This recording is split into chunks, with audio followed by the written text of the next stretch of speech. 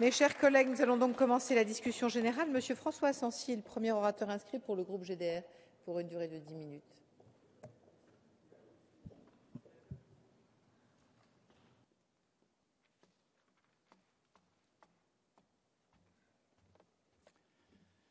Merci Madame la Présidente, Madame la Garde des Sceaux, Monsieur le rapporteur, mes chers collègues. Dans l'équation du nénuphar, Albert Jacquard affirmait ceci. Il se révèle impossible de classer les différentes populations humaines en races. Selon le niveau de précision que l'on cherche à respecter, on peut finalement énoncer soit qu'il n'y a pas de race dans notre espèce, soit qu'il n'y en a qu'une, l'humanité, soit qu'il y a autant que d'humains, soit enfin que le concept de race n'est pas opérationnel pour notre espèce.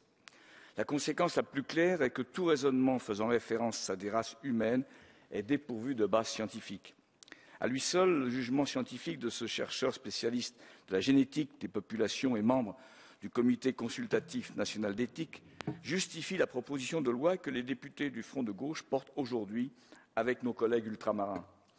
C'est avec beaucoup de solennité et de fierté aussi que je souhaite défendre ce projet de loi tendant à la suppression du mot race de notre législation nationale. Ce projet, notre groupe le porte avec constance depuis plusieurs années. Comme l'a rappelé Monsieur le rapporteur, notre collègue Michel Vaxès avait défendu un projet similaire en 2003. Le contexte dans lequel nous faisons à nouveau cette proposition est aujourd'hui différent. François Hollande déclarait lui-même en mars 2012, pendant la campagne électorale des présidentielles, « Il n'y a pas de place dans la République pour la race ». En décidant de supprimer la catégorie juridique de race, comme nous le proposons, notre Assemblée contribuera à faire avancer notre société au plan idéologique et pédagogique, même si, nous en sommes tous convaincus, ce geste symbolique ne suffira pas à effacer le racisme. Elle donnerait un signal fort à toute la communauté internationale. La France apparaîtrait ainsi comme pionnière, comme elle a déjà su le faire en d'autres temps dans la lutte mondiale contre l'obscurantisme. Cette notion de race est d'ailleurs historiquement récente. Le mot apparaît au XVIIe siècle pour parler de lignée, de famille. Ce n'est pas un hasard si sa définition moderne naît dans le contexte des grandes conquêtes coloniales. En France, comme dans d'autres pays européens, la France a besoin de justifier moralement l'exploitation féroce des Indiens dans ses colonies d'Amérique, puis des Africains déportés par millions et réduits en esclavage. Déjà, la controverse de Valladolid en 1550 interrogeait sur l'appartenance des Amérindiens à l'humanité. Le dominicain Bartolomé Las Casas avait gagné ce combat pour la défense des Indiens, mais cela, malheureusement, l'avait aussi conduit à suggérer la déportation des Africains en contrepartie. De la même façon, la question de savoir si les femmes avaient une âme se posait déjà depuis plusieurs siècles. Et depuis des temps immémoriaux, les membres de la noblesse auraient eu du sang bleu. Autant dire que le racisme remonte très loin dans notre histoire. Au XIXe siècle et au début du XXe siècle, l'Europe et quelques-uns de ses scientifiques tentèrent de théoriser la validité de la notion de race pour entériner la notion de race supérieure. On mesure bien aujourd'hui la bêtise de ces définitions raciales. Pour autant, on ne peut oublier les conséquences qu'elles ont eues, les horreurs qu'elles ont générées. Elles ont justifié la déportation et l'exploitation d'Africains pendant 3 siècles, puis la domination des peuples africains et asiatiques colonisés. Ces théories racistes ont été utilisées par les nazis pour justifier la supériorité d'une race pure, la race aryenne. Elles ont conduit à la barbarie que l'on sait. Elles ont aussi laissé des traces qui perdurent aujourd'hui dans les mentalités. Le racisme est loin d'avoir disparu.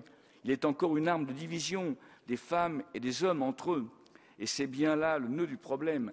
Dans un système dont le cœur est la domination de l'exploitation, 3 grandes discriminations perdurent envers les femmes, envers les classes subalternes, ces instruments bipèdes tels que Sieyès nommait les ouvriers, enfin envers les peuples coloniaux. La liberté théorisée par le libéralisme a toujours été d'abord celle des dominants, celle du peuple des seigneurs. Le racisme est un de ces moyens de limiter l'émancipation des peuples. Il s'est manifesté dans de nombreux textes. Dans les années 50, le règlement du service des armées françaises précisait que la mission du colonel consiste, je cite, « les moyens les plus propres à développer le patriotisme, à fortifier l'amour de la patrie et le sens de la supériorité de la race ». La notion de race a imprégné certaines de nos institutions. Le chemin est long pour s'en départir. Le quinquennat, malheureusement, de Nicolas Sarkozy n'a pas été exempt de débordements.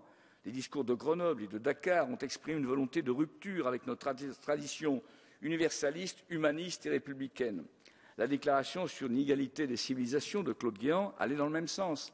Or, l'idée de classification de hiérarchisation des hommes sur la base d'un critère biologique ou génétique a été invalidée et désavouée par tous les travaux scientifiques depuis plus de 40 ans. Le mot race est caractérisé par son ineptie dès qu'il est appliqué à l'homme. En 1996, 600 scientifiques français répondaient à Jean-Marie Le Pen qui déclarait comme une évidence que les diverses races humaines étaient inégales. André Laganet, généticien, professeur au Muséum d'histoire naturelle, l'affirmait sans ambiguïté. Il n'y a pas, montrent aujourd'hui les biologistes, de marqueurs génétiques de la race. Les gènes n'ont pas de race. Et de conclure, la société colonialiste s'est longtemps efforcée de faire passer l'idée de race hiérarchisée par une notion scientifique afin de justifier les inégalités sociales et les oppressions économiques. Le genre humain est apparu il y a plus de 2 millions d'années. On situe encore aujourd'hui son apparition en Afrique. André Laganet a raison de dire que ce sont ses enfants, puis ses descendants qui constituent les 6 milliards d'êtres humains actuels. Pourtant, le législateur, comme le constituant, n'ont pas tiré les leçons de l'histoire et de la science. Déjà présente de manière tacite durant la période coloniale, la notion de race a été officiellement consacrée par le régime de Vichy.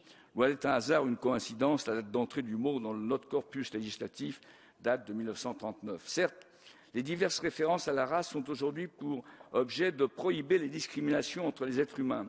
Cependant, la référence à la race dans la législation équivaut nécessairement à une validation implicite de l'existence d'une telle distinction entre les êtres humains.